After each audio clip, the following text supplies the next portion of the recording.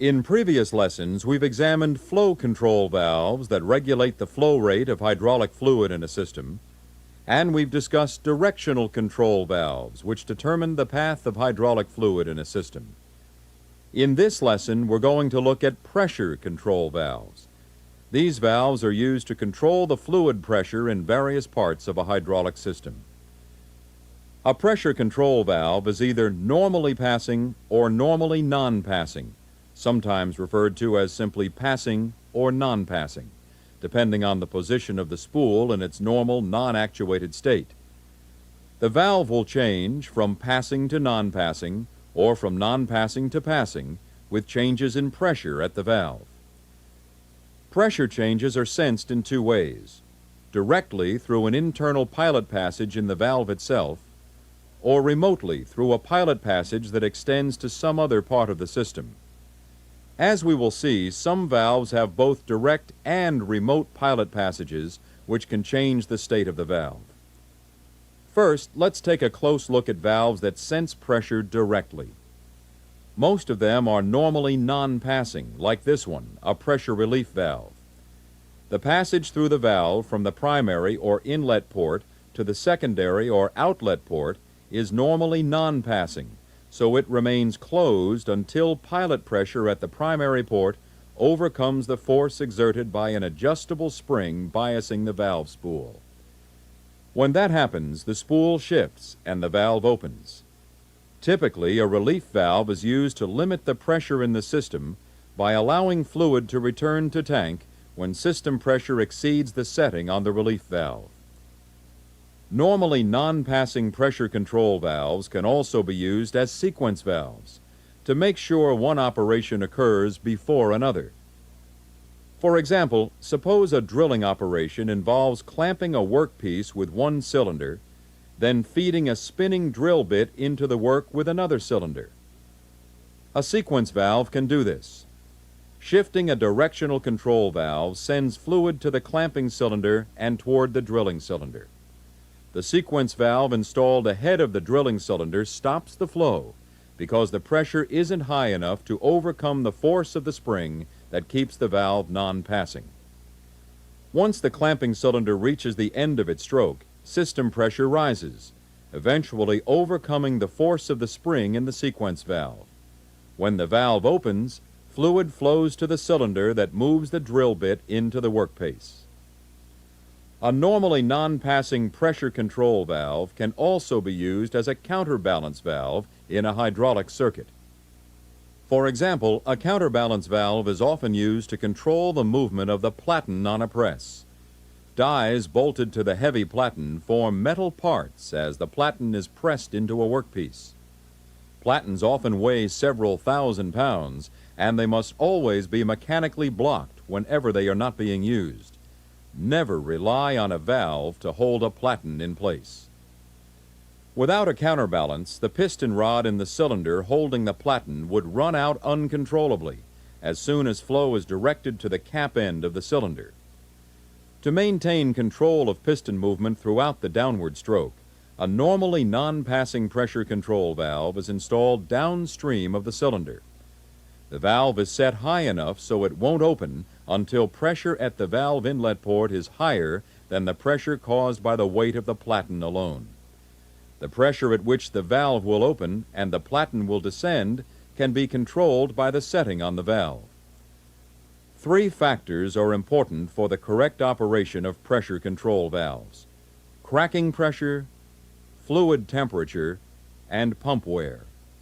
Each may require adjustments to pressure control valves in order to maintain proper operation of the system. The pressure at which a normally non-passing pressure control valve begins to open, the cracking pressure, is less than the rated pressure of the valve. For example, if a relief valve was adjusted to open at 1,000 psi, that doesn't mean the valve will suddenly open at that pressure. Actually, it will start to open before that, probably somewhere around 800 psi or less.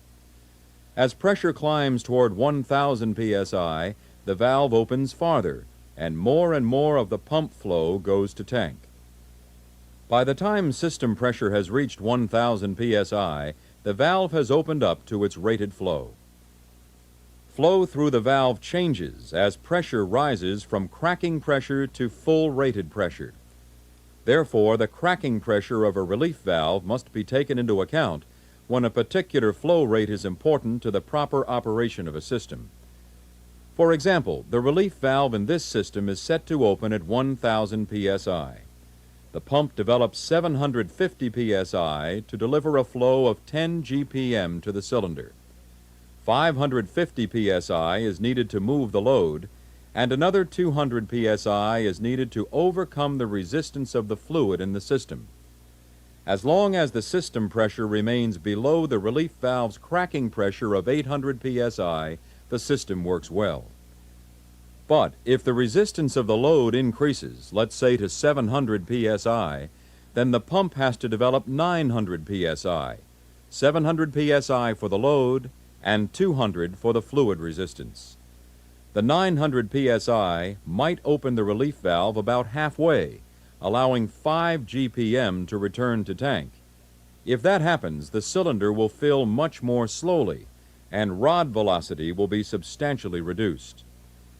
The second factor that affects the performance of normally non-passing pressure control valves is fluid temperature. We learned in an earlier lesson that as the temperature of a fluid increases, its viscosity or thickness decreases. The thinner a fluid, the less pressure is required to push it past a restriction. If the fluid is cold, the viscosity will be higher, and the system will require greater pressure to reach a specific flow rate. Pressure control valves are usually set while the system is at normal operating temperatures, even though this causes the system to develop higher pressure at startup when the fluid is cold. Setting pressure control valves at startup will cause system pressure to drop as the fluid warms up to normal operating temperature. Finally, wear on the pump can also affect the performance of pressure control valves. As pumps wear, they become less efficient. Gradually, flow output decreases and system pressure declines. A gradual decline in flow and pressure over time may be an indication that the pump requires repair or replacement. Now, all the pressure control valves we've seen so far have been normally non-passing valves which sense pressure directly. There are also some types of normally passing valves which sense pressure directly. These are called pressure-reducing valves. A pressure-reducing valve works by responding to pressure changes at the secondary port rather than the primary port.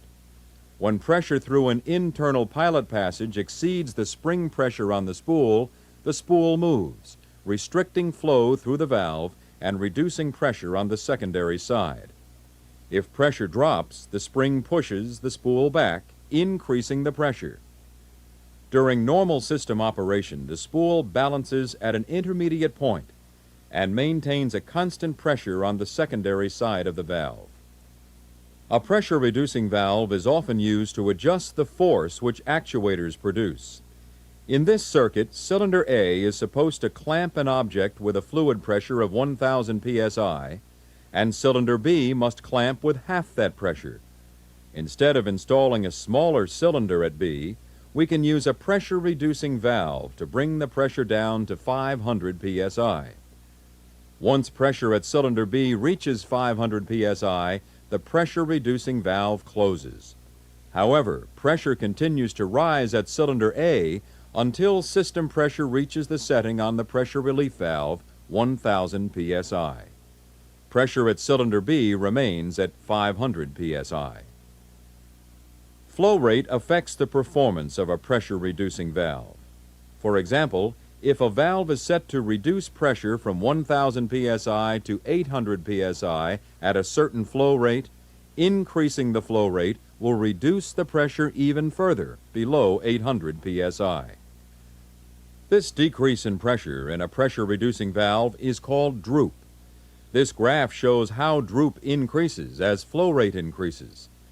Droop is also more pronounced at higher pressure settings. For example, notice how much more droop occurs at 1,000 psi than at 500 psi. Pressure-reducing valves may have to be adjusted if flow or pressure change. All pressure control valves use some fluid for lubrication, but as a valve wears out over time, fluid leaks past the spool into the spring chamber. Excess fluid in the spring chamber will interfere with normal operation and must be drained. Many drains are internal. That means they empty into the secondary port. This works well for relief valves and other valves with secondary ports that return to tank at low pressure. However, the secondary ports on pressure-reducing valves and sequence valves contain fluid at working pressure. Trying to drain the spring chamber into the secondary port in this case would prevent the spool from shifting properly. In these situations, the spring chamber must be drained through a separate or external line. External drains are indicated on the symbol with a dotted line from the spring area to a tank symbol. Internal drains are not schematically illustrated. If the symbol does not include this dotted line to tank, the valve is internally drained. Now, we've seen how pressure control valves sense pressure internally through a passage within the valve body, either from the primary passage, like a relief valve, or from the secondary passage, like a pressure-reducing valve. This type of pressure sensing is referred to as direct sensing or direct operation. Pressure can also be sensed in some other part of the system by means of an external line. This is called remote sensing or remote operation. Counterbalance valves, like the one we saw earlier, are sometimes remotely operated. For example, in this hydraulic press circuit, a pilot line senses pressure upstream of the cylinder. This allows us to maximize the force which can be applied as the platen presses through the workpiece. Let's take a simplified circuit and see how it works by assigning some values to the circuit we saw earlier. Suppose the platen weighs 5,000 pounds. One side of the piston has an area of 20 square inches, and the rod side of the piston has an area of 10 square inches. The weight of the platen, 5,000 pounds, creates a pressure of 500 psi. That's 5,000 pounds divided by 10 square inches. If our counterbalance valve is set for 550 psi, nothing moves, because the pressure created by the weight of the platen alone is not quite enough to open the valve. However, as soon as the system generates an additional 50 psi in the rod end of the cylinder, the valve opens and the platen goes down. Now, suppose the system's relief valve is set for 1,000 psi. As the platen presses into the work, the downward force is 1,000 psi times 20 square inches, or 20,000 pounds. When we add the weight of the platen, we have a total of 25,000 pounds of downward force. However, with the counterbalance valve set at 550 psi, fluid in the rod end of the cylinder exerts a pressure of 550 psi on the 10 square inch area of the rod side of the piston. This pressure is commonly called back pressure. In this case, it means we are losing 5,500 pounds of force. So instead of having 25,000 pounds pressing on the work, we only have 19,500. But if we want the weight of the platen to help do useful work, we can operate the valve remotely by installing a pilot line to the upstream side or cap end of the piston. With the counterbalance valve set for a low pressure, 100 psi for example, then as soon as the pressure on the upstream side of the piston is 100 psi or more, the counterbalance valve will open and the platen will descend. When the pressure falls below 100 psi, for instance if the weight of the platen tries to pull the piston away from the pump flow, the valve closes and the piston stops abruptly. When the system is operating and the platen descends to the work, the pressure rises to 1,000 psi, resulting in 20,000 pounds of downward force, just as before. This time, however, the platen adds its 5,000 pounds, for a total force of 25,000 pounds. As long as pressure upstream of the cylinder holds the counterbalance valve open, back pressure is eliminated, and all the force is downward. Counterbalance valves are also used with hydraulic motor circuits to apply back pressure to the motor to control the momentum of the spinning load. This is commonly done with a brake valve. A brake valve is operated both directly and remotely. It has an adjustable spring which biases a spool that controls flow between the primary and secondary ports. The spool can be moved either by a separate piston that responds to internal pilot pressure at the valve, or by pressure applied to the spool by a remote pilot line that senses pressure just upstream of the motor. In this circuit, the tension on the bias spring has been set so the valve will operate at 800 psi. If the pump stops while the motor is turning its load, pressure will fall below 800 psi and the valve would close, applying back pressure at the motor outlet port to break the load. In our example, the cross-sectional area of the spool is 8 times greater than the area of the piston, so only 1/8 as much pressure is required to move the spool. Commonly, remote pilot pressure of 100 psi at the motor inlet is enough to open up the brake valve. As long as pressure at the inlet to the motor is 100 psi or more, the brake valve will remain open. If the load attempts to run away, pressure drops off in the motor inlet line and the valve closes. When that happens, back pressure rises and slows the load down. The valve does not reopen until back pressure reaches 800 psi or until pressure at the motor inlet returns to 100 psi as the motor and its load stabilize. Now, all pressure control valves, except relief valves and unloading valves, must be able to allow reverse flow back through the valve. Since normally non-passing pressure control valves sense pressure at the primary passage, as soon as flow is reversed, pressure in the primary passage is reduced. The valve closes. Flow from the primary passage to the secondary passage is blocked. That means we have to direct flow around the pressure control valve by using a check valve. The same technique is necessary for normally passing valves like pressure-reducing valves. Even though they sense pressure at their secondary port and might continue to pass fluid under reverse flow, any rise in pressure could close the valve. Therefore, check valves are used with normally passing valves as well. Very often, these check valves are included in the same housing as the pressure control valve. In this lesson, we have seen several types of valves used to control pressure in hydraulic systems.